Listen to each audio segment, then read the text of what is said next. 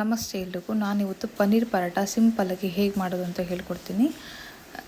ನಾನಿಲ್ಲಿ 1.5 ಕಪ್ಪಷ್ಟು ಗೋಧಿ ಹಿಟ್ಟು ತೊಗೊಂಡಿದ್ದೀನಿ. ಗೋಧಿ ಅಂದರೆ ನಾವು ಇಲ್ಲಿ ಜವೆ ಗೋಧಿ ಯೂಸ್ ಮಾಡ್ತಾಯಿದ್ದೀವಿ. ನಮ್ಮ ಮನೆಗೆ ನಾನು ಯಾವಾಗಲೂ ಜವೆ ಗೋಧಿನ ಯೂಸ್ ಮಾಡೋದು. ನಾರ್ಮಲ್ ಗೋಧಿ ಬರುತ್ತಲ್ಲ ಅದನ್ನು ದಯವಿಟ್ಟು ಯಾರು ಯೂಸ್ ಮಾಡಬೇಡಿ. ಅಂದರೆ ಅದು ನೀವು ಹೆಲ್ದಿ ಫುಡ್ ಡಯಟ್ ಫುಡ್ ಅಂದ್ಕೊತೀರಲ್ಲ, ಅದು ಡಯಟ್ ಫುಡ್ ಅಲ್ಲ. ಗೋಧಿ ಹಿಟ್ಟು ಜವೆ ಗೋಧಿ ರಿಯಲ್ ಡಯಟ್ ಫುಡ್ ಅದು. ಇಲ್ಲಿ ನಾನು 1.5 ಕಪ್ಪಷ್ಟು ಹಿಟ್ಟಿಗೆ ಅರ್ಧ ಸ್ಪೂನಷ್ಟು ಜೀರಿಗೆ, 2 ಸ್ಪೂನಷ್ಟು ಎಣ್ಣೆ ಜೊತೆಗೆ ಅರ್ಧ ಸ್ಪೂನಷ್ಟು ಉಪ್ಪನ್ನ ಹಾಕ್ಕೊಂಡು ನೀಟಾಗಿ ಮಿಕ್ಸ್ ಮಾಡ್ಕೊತಾ ಇದ್ದೀನಿ.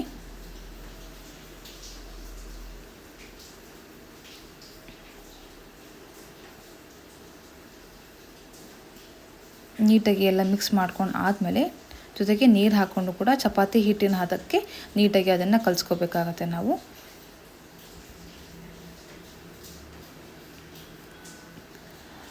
ಇದೆಲ್ಲ ಕಲಿಸ್ಕೊಂಡು ಆದಮೇಲೆ 1 ರಿಂದ 2 ಗಂಟೆ ಕಾಲ ನೀಟಾಗಿ ನೆನೆಕ್ಕೆ ಬಿಡಬೇಕು. ನೆನೆಕ್ಕೆ ಬಿಟ್ಟ ಮೇಲೆ ಅದು ತುಂಬ ಸಾಫ್ಟಾಗಿ ಬರುತ್ತೆ. ಇಲ್ಲ ಅಂದರೆ ನಿಮಗೆ ಪರೋಟ ಅಷ್ಟು ಸಾಫ್ಟಾಗಿ ಬರಲ್ಲ.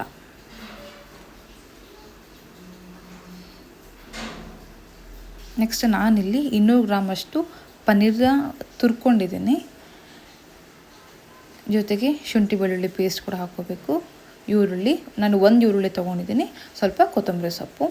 ಇದು ಜೀರಿಗೆ ಮತ್ತು ಕಾಳು ಮೆಣಸನ್ನ ನೀಟಾಗಿ ಹುರ್ಕೊಂಡು ಪುಡಿ ಮಾಡಿ ಇಟ್ಕೊಂಡಿದ್ದೀನಿ. ಅದೊಂದು ಅರ್ಧ ಸ್ಪೂನಷ್ಟು, ಗರಂ ಮಸಾಲ ಅರ್ಧ ಸ್ಪೂನು, ಧನಿಯಾ ಪುಡಿ ಕೂಡ ಅರ್ಧ ಸ್ಪೂನು, ಖಾರದ ಪುಡಿ 1/4 ಸ್ಪೂನಷ್ಟು ತೊಗೊಂಡಿದ್ದೀನಿ ನಾನಿಲ್ಲಿ. ಇದೆಲ್ಲದನ್ನು ನಾವು ನೀಟಾಗಿ ಒಂದೊಂದೇ ಹಾಕ್ಕೊಂಡು ಮಿಕ್ಸ್ ಮಾಡ್ಕೋಬೇಕಾಗತ್ತೆ. ಫಸ್ಟಿಗೆ ಧನಿಯಾ ಪುಡಿ ಹಾಕ್ಕೊತಾ ಇದ್ದೀನಿ.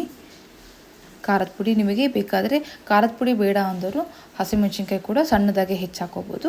ನಾನಿಲ್ಲಿ ಖಾರದ ಪುಡಿನ ಯೂಸ್ ಮಾಡ್ತಿದ್ದೀನಿ. ಗರಂ ಮಸಾಲ ಜೊತೆಗೆ ಜೀರಿಗೆ ಮತ್ತು ಕಾಳು ಮೆಣಸಿನ ಪುಡಿ.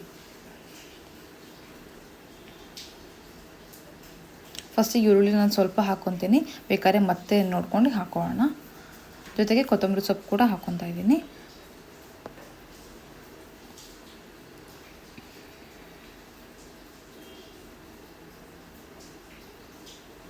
ಆ ಶುಂಠಿ ಬೆಳ್ಳುಳ್ಳಿ ಪೇಸ್ಟ್ 1/4 ಸ್ಪೂನಷ್ಟು ಸಾಕು, ತುಂಬಾ ಹಾಕ್ಕೋಬೇಡಿ, ತುಂಬ ಮಸಾಲೆ ಅನಿಸುತ್ತೆ.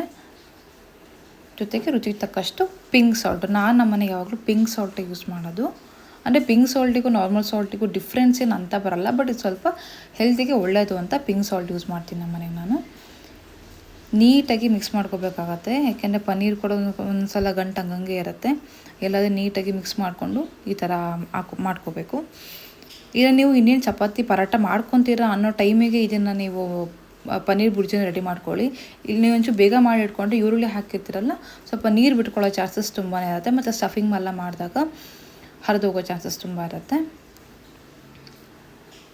ನಾನು ಆ ಹಿಟ್ಟನ್ನು ನೀಟಾಗಿ ಸ್ವಲ್ಪ ಫಸ್ಟು ಈ ಥರ ಉಚ್ಕೊಂಡು ಆ ಬುರ್ಜಿ ಒಂದು ರೌಂಡ್ ಥರ ಮಾಡ್ಕೊಂಡು ನೀಟಾಗಿ ಈ ಥರ ಸುತ್ಕೋಬೇಕಾಗತ್ತೆ. ಎಲ್ಲೂ ಕೂಡ ಇದು ಆಚೆ ಬರಬಾರ್ದು, ಆದಷ್ಟು ಸ್ವಲ್ಪ ಆ ಥರನೇ ಸ್ಟಫಿಂಗ್ ಮಾಡ್ಕೋಬೇಕು. ಗೋಧಿ ಹಿಟ್ಟನ್ನು ಹಾಕ್ಕೊಂಡು ನೀಟಾಗಿ ಉಜ್ಕೊತಾ ಇದ್ದೀನಿ. ತುಂಬ ಪ್ರೆಸ್ ಮಾಡಿ ಎಲ್ಲ ಉಜ್ಜಕ್ಕೆ ಹೋಗ್ಬಿಡಿ. ಇದು ತುಂಬ ದಪ್ಪ ಮಾಡ್ತಾರೆ ಹೋಟೆಲಲ್ಲ, ಬಟ್ ದಪ್ಪ ಇದ್ದರೆ ಸ್ವಲ್ಪ ಗಟ್ಟಿ ಇರುತ್ತೆ, ತಿನ್ನೋಕೆ ಸ್ವಲ್ಪ ಇದನ್ನಿಸುತ್ತೆ. ಸೊ ನಾನು ಈ ಥರ ತೆಳ್ಳಗೆ ಅಂದರೆ ತುಂಬ ಚಪಾತಿ ಥರನೂ ತೆಳ್ಳಗೆ ಮಾಡ್ಕೊಬೇಡಿ, ಒಂದು ಮೀಡಿಯಮ್ ರೇಂಜಿಗೆ ಮಾಡ್ಕೊಳ್ಳಿ. ಸೊ ದಟ್ ನೀವು ಮಾಡಿ ಎಷ್ಟೊತ್ತಾಗಿ ಇಟ್ಟರೂ ಕೂಡ ಹಾಗೆ ಸಾಫ್ಟಾಗಿ ಹಾಗೇ ಇರುತ್ತೆ ಅದು. ಅಂದರೆ ಸೈಡಿಗೆಲ್ಲ ನೀಟಾಗಿ ಈ ಥರ ಪನ್ನೀರ್ ಸ್ವಲ್ಪ ಆಚೆ ಬರುತ್ತೆ, ಬಟ್ ತುಂಬ ಆಚೆ ಬಂದರೆ ನಿಮಗೆ ಅದು ಹಾಕೋ ಅಷ್ಟೊತ್ತಿಗೆ ಎಲ್ಲ ಕಿತ್ತೋಗ್ಬಿಡುತ್ತೆ. ದಪ್ಪ ಮಾಡ್ಕೊಂಡೆ ಪನ್ನೀರೇನು ಆಚೆ ಬರಲ್ಲ, ಬಟ್ ನಾನು ಸ್ವಲ್ಪ ತೆಳ್ಳಗೆ ಇಷ್ಟಪಡ್ತೀನಿ, ಹಾಗಾಗಿ ಈ ಥರ ಮಾಡ್ಕೊಂಡಿದ್ದೀನಿ. ಹಂಚ್ಕಾದ್ಮೇಲೆ ಅದನ್ನು ಹಾಕ್ಕೊಂಡು ಇಲ್ಲಿ ಬೆಣ್ಣೆ ಅಥವಾ ತುಪ್ಪ ನೀವು ಎಷ್ಟು ಯೂಸ್ ಮಾಡ್ತೀರೋ ಅಷ್ಟು ರುಚಿ ಬರುತ್ತೆ ಇದಕ್ಕೆ. ಇದಕ್ಕೆ ನಾನು ಎಣ್ಣೆ ಯೂಸ್ ಮಾಡಿಲ್ಲ, ಬರೀ ತುಪ್ಪನೇ ಹಾಕ್ಕೊಂಡಿದ್ದೀನಿ. ಎರಡೂ ಸೈಡು ಕೂಡ ತುಪ್ಪನೇ ಯೂಸ್ ಮಾಡ್ತಾಯಿದ್ದೀನಿ ನಾನು. ಇದು ಜಾಸ್ತಿ ಬರೀ ಮಧ್ಯದಲ್ಲೇ ಬೇಯಿಸ್ಬೇಡಿ, ಸೀದಂಗೆ ಆಗಿಬಿಡುತ್ತೆ. ಸೈಡಿಗೆ ನೀಟಾಗಿ ಪ್ರೆಸ್ ಮಾಡ್ತಾ ಇದ್ದರೆ ಚೆನ್ನಾಗಿ ಬೆಂದ್ಕೊಳ್ಳುತ್ತೆ, ಒಂದು ಸ್ವಲ್ಪ ಉಪ್ಕೊಳ್ಳುತ್ತೆ ಕೂಡ. ನೋಡಿ ಸ್ವಲ್ಪ ಮಧ್ಯ ಬಿಟ್ಟರೆ ಹಿಂಗೆ ಸೀದಂಗೆ ಆಗಿಬಿಡುತ್ತೆ. ಯಾಕೆ ಸೈಡಿಗೆ ಹಾಕ್ಕೊಂಡು ಸ್ವಲ್ಪ ತುಪ್ಪನ ಬೇಯಿಸ್ಕೋಬೇಕಾಗತ್ತೆ.